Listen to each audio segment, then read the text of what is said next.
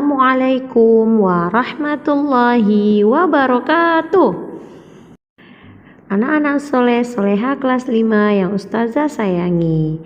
Semoga anak-anak Ustazah semua dalam keadaan sehat dan masih tetap semangat ya belajar di rumahnya. Sebelum kita masuk ke materi, mari kita berdoa terlebih dahulu. Bismillahirrahmanirrahim. Allahumma bika asbahna wa bika amsayna wa bika nahya wa bika namutu wa ilaikan nusyur. Doa sebelum belajar.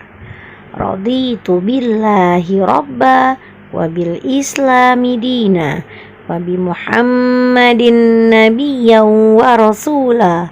Rabbi zidni ilma warzuqni fahma. Amin ya rabbal alamin.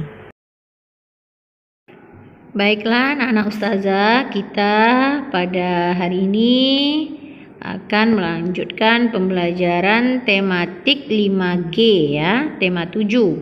Nah, peristiwa dalam kehidupan, peristiwa kebangsaan masa penjajahan, yaitu subtema 1 pembelajaran yang pertama dan kedua. Nah, kita mulai dulu pembelajaran yang pertama. Baiklah anak-anak ustazah, di Indonesia sangat kaya akan rempah-rempah. Nah, salah satu contohnya adalah buah cengkeh. Nah, ini ada gambar buah cengkeh yang sebelum dikeringkan dan buah cengkeh setelah dikeringkan. Rempah-rempah yang melimpah akan dapat meningkatkan kesejahteraan masyarakat. Dengan melimpahnya rempah-rempah di Indonesia membuat bangsa Eropa ingin menguasai perdagangannya. Nah, sebelum kita membahas sejarahnya, kita harus mengetahui dulu apa sih manfaat dari cengkeh. Ada yang tahu anak ustazah? Apa manfaat cengkeh? Nah, yang pertama sebagai bumbu masak. Cengkeh digunakan dalam bentuk bunga utuh atau dalam bentuk bubuk. Nah, yang kedua, cengkeh juga dimanfaatkan oleh bangsa Cina dan Jepang sebagai dupa. Nah, dupa ini adalah harum-haruman untuk acara keagamaan misalnya.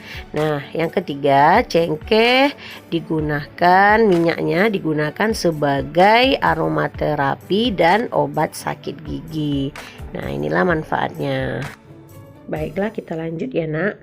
Pada masa pemerintahan kerajaan-kerajaan Islam di Indonesia, datanglah orang-orang Eropa yang mengadakan pelayaran samudera. Nah, kedatangan orang-orang Eropa di Nusantara mula-mula disambut baik oleh bangsa Indonesia.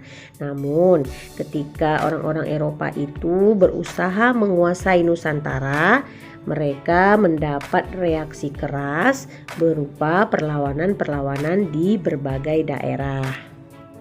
Nah, berikut peristiwa kedatangan bangsa Barat. Mulai akhir abad 15, bangsa Eropa berusaha melakukan penjelajahan samudra. Nah, Portugis pertama kali mendarat di Malaka itu pada tahun 1511. Nah, kemudian Spanyol yang mendarat di Tidore, tepatnya di Maluku, pada tahun 1521. Nah, selanjutnya Belanda pertama kali mendarat di Pelabuhan Banten pada tahun 1596. Nah, apa saja faktor-faktor pendorong penjelajahan samudra? Nah, kita bahas ya satu persatu. Nah, faktor-faktor pendorong penjelajahan samudra yang pertama adanya keinginan mencari kekayaan atau goal. Kedua, adanya keinginan menyebarkan agama atau gospel. Nah, yang ketiga, adanya keinginan mencari kejayaan atau glory. Yang keempat, perkembangan ilmu pengetahuan dan teknologi. Nah, inilah faktor-faktor pendorong penjelajahan samudra. Kita akan bahas satu persatu. Nah, adanya keinginan mencari kekayaan. Nah, kekayaan yang mereka cari itu terutama adalah rempah-rempah. Sekitar abad 15 di Eropa, harga rempah-rempah sangat mahal. Nah, harga rempah-rempah semahal emas atau gold. Rempah-rempah dibutuhkan untuk industri obat-obatan dan bumbu masak. Yang kedua tadi adanya keinginan menyebarkan agama atau gospel. Selain mencari kekayaan dan tanah jajahan, bangsa Eropa juga membawa misi khusus, yaitu misi menyebarkan agama kepada penduduk daerah yang dikuasainya. Tugas mereka ini dianggap sebagai tugas suci yang harus dilaksanakan ke seluruh dunia dan dipelopori oleh bangsa Portugis. Ya, tadi faktor pendorongnya adalah adanya keinginan mencari kejayaan atau disebut dengan glory. Di Eropa ada suatu anggapan bahwa apabila suatu negara mempunyai banyak tanah jajahan, negara tersebut akan termasuk negara yang jaya atau glory. Dengan adanya anggapan ini, negara-negara Eropa berlomba-lomba untuk mencari tanah jajahan sebanyak-banyaknya. Yang terakhir, faktor-faktor pendorong penjelajahan samudra adalah perkembangan ilmu pengetahuan dan teknologi. Nah, yang pertama, dikembangkannya teknik pembuatan kapal yang dapat digunakan untuk mengarungi samudra luas.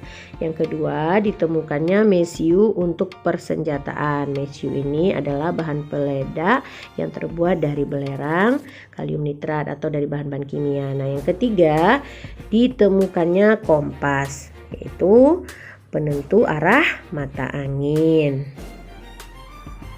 Mengelompokkan informasi teks narasi sejarah. Teks narasi sejarah adalah teks yang berisi tentang cerita peristiwa sejarah yang terjadi pada masa lampau. Peristiwa sejarah tersebut disampaikan berdasarkan fakta yang terjadi dan disampaikan dalam bentuk narasi atau urutan cerita. Nah, bagaimana cara untuk mengetahuinya?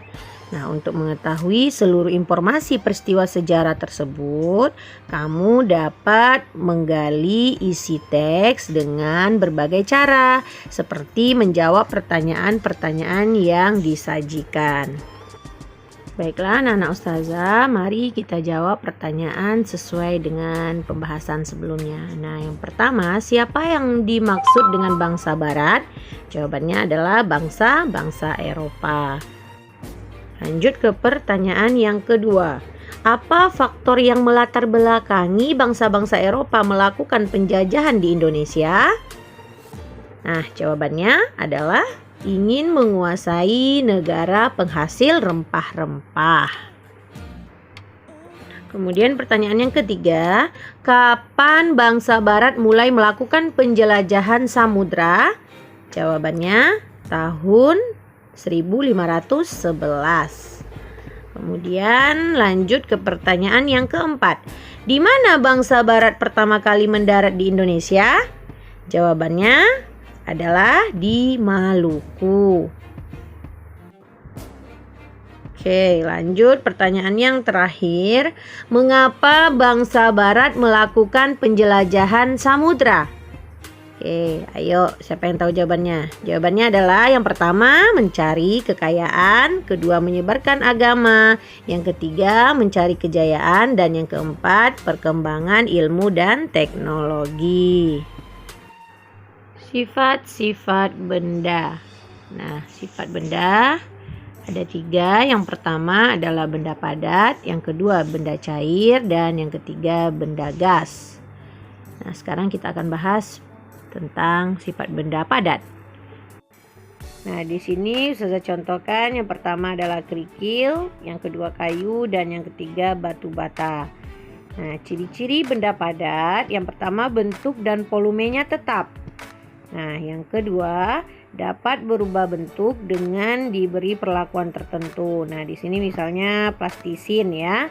Nah, jika diberikan perlakuan kita tekan akan berubah bentuk. Nah, kemudian yang berikutnya adalah benda cair. Oke, benda cair.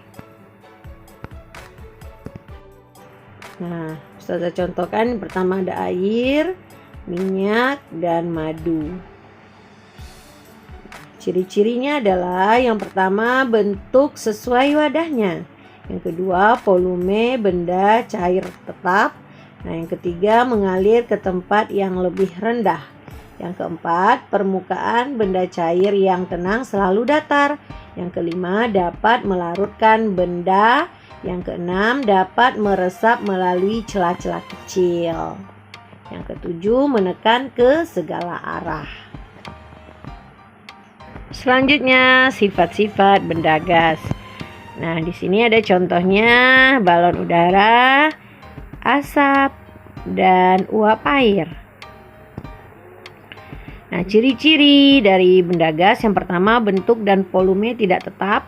Yang kedua, menempati ruang. Dan yang ketiga, menekan ke segala arah. Baiklah, anak-anak ustazah, kita akan lanjut ke pembelajaran yang kedua. Peristiwa pada masa pemerintahan kolonial Belanda. Cornelis de Houtman. Nah, pada tahun 1595, Belanda berangkat dari Eropa di bawah pimpinan Cornelis de Houtman dan sampai di Indonesia pada tahun 1596 dengan mendarat di Banten. Sejak pelayaran de Houtman, banyak berdiri perusahaan-perusahaan dagang Belanda yang masing-masing memiliki kapal sendiri dan berlayar ke Indonesia. Pembentukan VOC. Nah, ini adalah lambang dari VOC. Pedagang Belanda dengan didukung oleh pemerintahnya membentuk kongsi dagang yang bernama VOC pada tanggal 20 Maret 1602. Tujuan didirikannya VOC di Indonesia yang pertama adalah menguasai pelabuhan-pelabuhan penting. Nah, yang kedua, menguasai kerajaan-kerajaan di Indonesia. Yang ketiga, melaksanakan monopoli perdagangan rempah-rempah. Oke, next kita ke muatan IPA, yaitu perubahan wujud benda. Perubahan wujud benda disebabkan oleh lingkungan yang berubah, misalnya suhu lingkungan yang menjadi panas atau dingin. Nah, berikut adalah beberapa bentuk perubahan wujud benda. Yang pertama ada membeku, mencair, menguap, mengembun, menyublim, dan mengkristal. Nah, kita akan bahas satu persatu. Pertama adalah membeku. Membeku merupakan perubahan wujud benda cair menjadi benda padat. Perubahan ini terjadi karena suhu di lingkungan menjadi dingin. Benda cair akan membeku jika suhunya di bawah 0 derajat Celcius. Nah, ini adalah contohnya air menjadi es setelah dimasukkan ke dalam freezer. Nah, kemudian berikutnya ada pembuatan agar-agar. Nah, ini juga contoh membeku. Nah, selanjutnya mencair. Mencair merupakan perubahan wujud benda padat menjadi benda cair akibat suhu yang panas. Nah, contohnya adalah es batu mencair saat dibiarkan di ruang terbuka. Kemudian yang kedua contohnya adalah memanaskan mentega. Nah, selanjutnya adalah perubahan wujud benda menguap. Menguap merupakan perubahan wujud benda cair menjadi benda gas. Nah, contohnya adalah air yang dipanaskan hingga mendidih akan menghasilkan uap air. Kemudian menjemur pakaian basah. Ini juga contoh menguap. Baiklah, anak soleh-soleha, kita lanjut ke muatan SPDP. Masih tetap semangat kan? Nah, tentang lagu wajib. Lagu wajib adalah lagu yang wajib dipelajari oleh siswa dalam rangka menanamkan rasa cinta terhadap tanah air, menghargai jasa pahlawan, dan membakar semangat perjuangan agar selalu menyala. Ciri-ciri lagu wajib yang pertama adalah bertujuan untuk menanamkan sikap cinta tanah air, kepahlawanan, nasionalisme, serta rela berkorban demi bangsa dan negara. Nah, yang kedua, biasanya lagu wajib menggunakan irama yang penuh semangat atau berupa himne. Nah, yang ketiga, lagu-lagu wajib diajarkan, dipelajari, dan dihayati sesuai dengan maksud dan tujuan yang terkandung di dalamnya. Berikut adalah contoh lagu wajib di buku tematik 5G di halaman 14. Silakan Ananda dengarkan ya. Nah, sampai di sini dulu ya materi kita hari ini. Semoga Ananda semua bisa memahaminya dengan baik. Saya hamdalah, alhamdulillahirabbil alamin. Wassalamualaikum warahmatullahi wabarakatuh. Silakan dengarkan lagunya.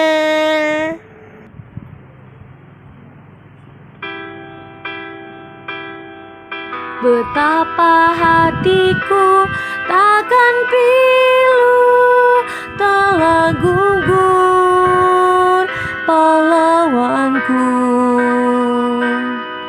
Betapa hatiku tak akan sedih, hamba ditinggal sendiri. Siapakah kini pelipur lara nan setia dan perwira? Siapakah kini pahlawan hati, pembela bangsa sejati? Telah gugur pahlawanku, tunai sudah janji bakti. Gugur satu tumbuh seribu, tanah air jaya sakti. Gugur bungaku di taman bakti, di haribaan pertiwi. Harum semerbak menambahkan sari, tanah air jaya sakti. Telah gugur pahlawanku, tunai sudah janji bakti. Gugur satu tumbuh seribu, tanah air jaya sakti. Gugur bungaku di taman bakti, di haribaan pertiwi. Harum semerbak menambahkan sari, tanah air jaya sakti. Tanah air jaya sakti.